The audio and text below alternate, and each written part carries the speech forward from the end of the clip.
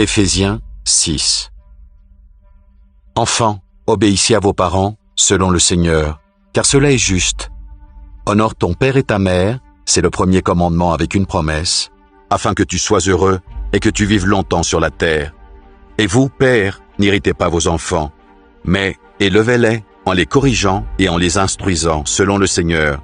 Serviteurs, obéissez à vos maîtres selon la chair, avec crainte et tremblement, dans la simplicité de votre cœur, comme à Christ, non pas seulement sous leurs yeux, comme pour plaire aux hommes, mais comme des serviteurs de Christ, qui font de bon cœur la volonté de Dieu. Servez-les avec empressement, comme servant le Seigneur et non des hommes, sachant que chacun, soit esclave, soit libre, recevra du Seigneur selon ce qu'il aura fait de bien. Et vous, maîtres, agissez de même à leur égard et abstenez-vous de menaces, sachant que leur maître est le vôtre, est dans les cieux, et que devant lui, il n'y a point d'acceptation de personne. Au reste, fortifiez-vous dans le Seigneur et par sa force toute puissante.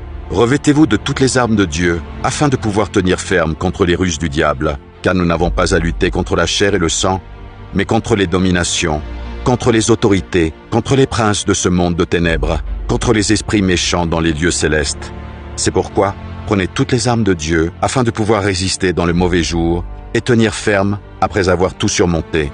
Tenez donc ferme, ayez à vos reins la vérité pour ceinture. Revêtez la cuirasse de la justice, mettez pour chaussure à vos pieds le zèle que donne l'évangile de paix. Prenez par-dessus tout cela le bouclier de la foi, avec lequel vous pourrez éteindre tous les traits enflammés du malin. Prenez aussi le casque du salut et l'épée de l'esprit, qui est la parole de Dieu.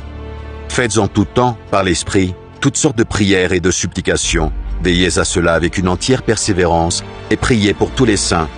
Priez pour moi, afin qu'il me soit donné, quand j'ouvre la bouche, de faire connaître hardiment et librement le mystère de l'Évangile, pour lequel je suis ambassadeur dans les chaînes, et que j'en parle avec assurance comme je dois en parler, afin que vous aussi, vous sachiez ce qui me concerne, ce que je fais. Tychik, le bien-aimé frère et fidèle ministre dans le Seigneur, vous informera de tout. Je l'envoie exprès vers vous, pour que vous connaissiez notre situation, et pour qu'il console vos cœurs. Que la paix et la charité avec la foi soient données aux frères, de la part de Dieu le Père et du Seigneur Jésus-Christ. Que la grâce soit avec tous ceux qui aiment notre Seigneur Jésus-Christ d'un amour inaltérable.